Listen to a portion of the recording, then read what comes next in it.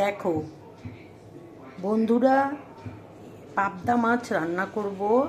এই সর্ষে পোস্ত বেটে নেব, ঠিক আছে? তোমরা দেখো, আমি একটার পর একটা দেখাবো।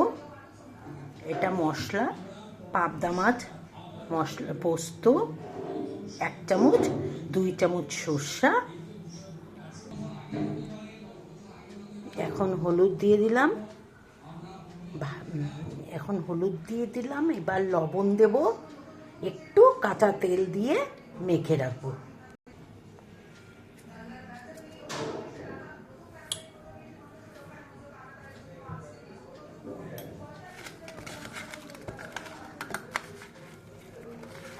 ভালো করে মাছটাকে লবণ হলুদ দিয়ে প্রথমে মেখে কিছু সময় রেখে দেব।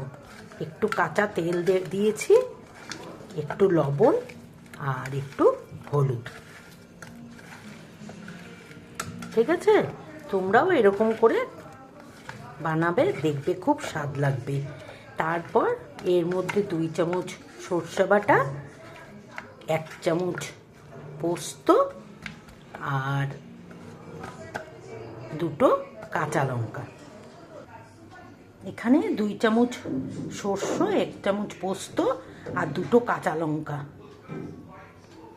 দিয়ে আমি এটা ভালো করে গ্রাইন্ড করে নেব।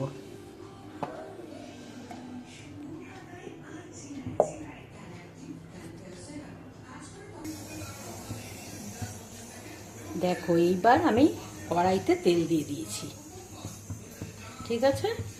আস্তে আস্তে করে মাছগুলো ছেড়ে দেব। তার আগে তোমরা এই যত আঁশ ছাড়ানো মাছ আছে, আঁশ ছাড়া মাছ, যেমন পাবদা মাছ, আর মাছ, বোয়াল মাছ, এই সব যখন তোমরা তেলের মধ্যে দেবে তখন একটু লবণ তেলের মধ্যে দিয়ে নেবে। তাহলে কি হবে, মাছগুলো থেকে তেল ছিটে তোমার গায়ে পড়বে না, ঠিক আছে? আমি 3-4টে করে পাবদা মাছ একবারে দিচ্ছি না, 3-4টে করে পাবদা মাছ দিয়ে আস্তে আস্তে করে কম আঁচে ভেজে তুলব। পাবদা মাছ বেশি ভাজতে লাগে না, আমি তাই একটু ঢেকে দিলাম। তেলটা ছিটছে, যেখানে সেখানে গায়ে পড়তে পারে, তাই জন্য আমি একটু ঢেকে রেখে দিলাম। আমি ভাজা হলে তারপরে আবার উল্টে দেব। ততক্ষণ আমি মশলাটা রেডি করে নিচ্ছি।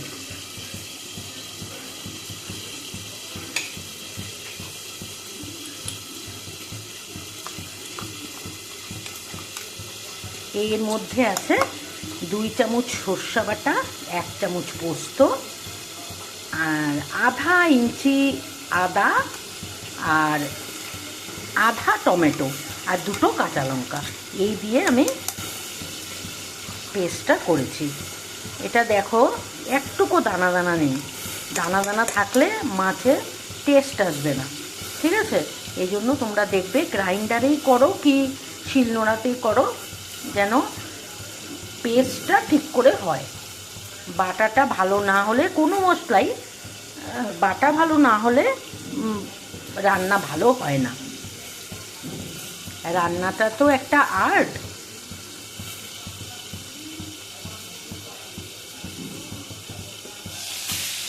এখন আমি ঢাকাটা সরালাম, সরিয়ে আস্তে আস্তে মাছগুলোকে উল্টে দেবো।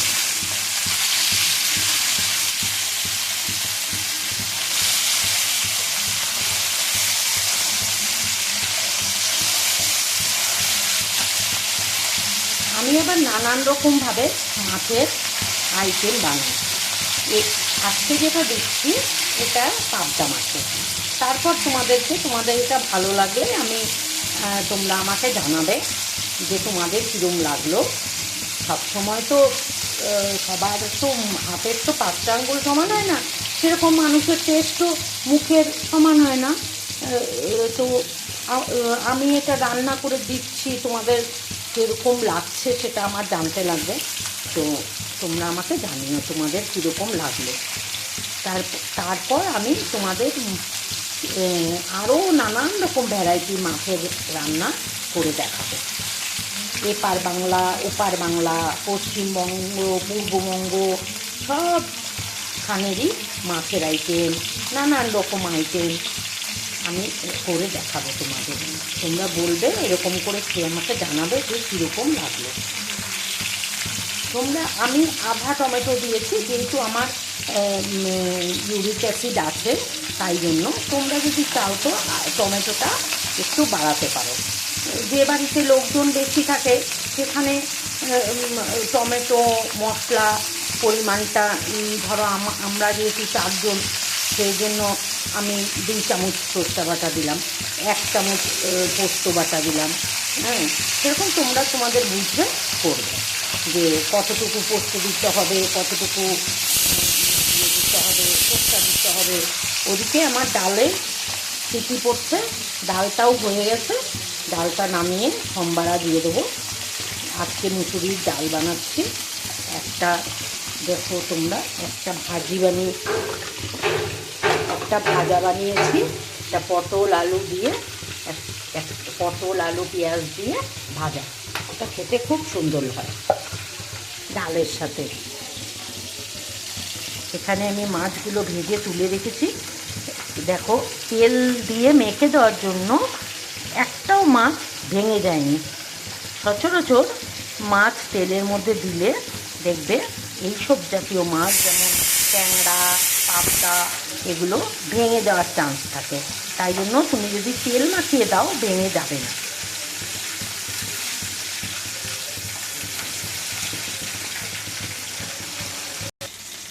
এবার আমি এর মধ্যে একটু কালো জিরা ফোড়ন দিয়ে দিলাম, আধা চামচের থেকেও কম, আর 2টো কাঁচা লঙ্কা।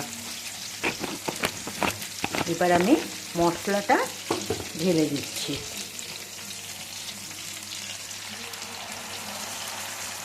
প্রথমে একটু কম আঁচে রাখবো, তারপরে যখন মশলা থেকে তেল ছেড়ে দেবে তখন একটুখানি ভাজা গন্ধটা বেরোলে, মশলা ভাজা গন্ধটা, তখন আমি এর মধ্যে পরিমাণ মতো জল দিয়ে, এর মধ্যে বেশি জল হয় না, অল্প জল দিয়ে এটা বানাতে হয়, তাহলে স্বাদ ভালো হয়। আমি এখন মশলাটা দিয়েছি। এবার এর মধ্যে একটু লবণ দিয়ে দিলাম,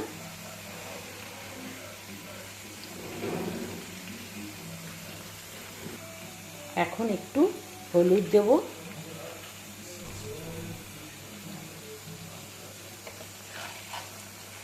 দিয়ে অপেক্ষা করব। তেলটা মশলা থেকে ছাড়লেই আমি জল দিয়ে দেবো।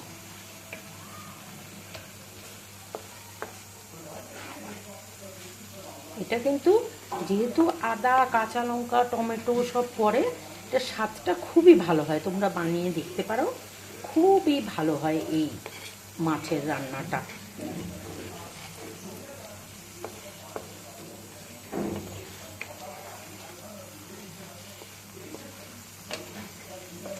মশলার গন্ধটা সুন্দর বেরিয়েছে।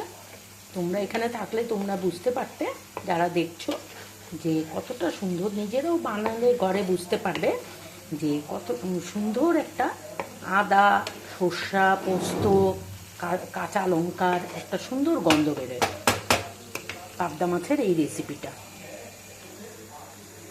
এরপরে জল দিয়ে দেবো। জল দিয়ে কিছুটা সময় ফুটার পরে মাছটাকে, সব সময় মাছের ঝোল, মাছের রেসিপি বানাতে হলে জলের মধ্যে মাছকে বেশি সময় ফুটতে দিতে হয়। তারপরে লাস্টে যখন দেখবো ঘন হয়ে আসছে, তখন এখন তো ধনেপাতার লাস্ট সময়। আমরা তো ব্যাঙ্গালুরু থাকি, ব্যাঙ্গালুর থেকে আমি এই ভিডিওটা তোমাদের দিচ্ছি। তো এখানে এখনো পর্যন্ত ধনেপাতা পাওয়া যায়। তো এখন তো যেহেতু শীতকাল চলে গেলে, আমাদের বেঙ্গলে কি হয়, কলকাতায় শীতকালের পরে সচরাচর ধনেপাতা সেরকমভাবে পাওয়া যায় না, কিন্তু এখানে ধনেপাতাটা এখনও পাওয়া যাচ্ছে। তাই জন্য মাছের মধ্যে ধনেপাতা, সর্ষার আইটেমে লাস্টে যদি তুমি ধনেপাতা দাও, তোমার খুবই ভালো লাগবে খেতে মাছের আইটেম, বিশেষ করে ছোট মাছের। আচ্ছা, এই যে দেখছো মশলা তেল আলাদা আলাদা হয়ে গেছে। এখন আমি এর মধ্যে জল দিয়ে দেবো। এই দেখো আমি একটা কাঁচা লঙ্কা দিয়ে দিলাম, আর এই যে জল পরিমাণ মতো দিয়ে দিলাম। এখন আমি এটা ফুটতে দেবো। ফুটে মাছের গামাখা গায়ে মাখা হলে ঝোলটা, তারপরে আমি ধনেপাতা দিয়ে বন্ধ করে দেবো। ঠিক আছে?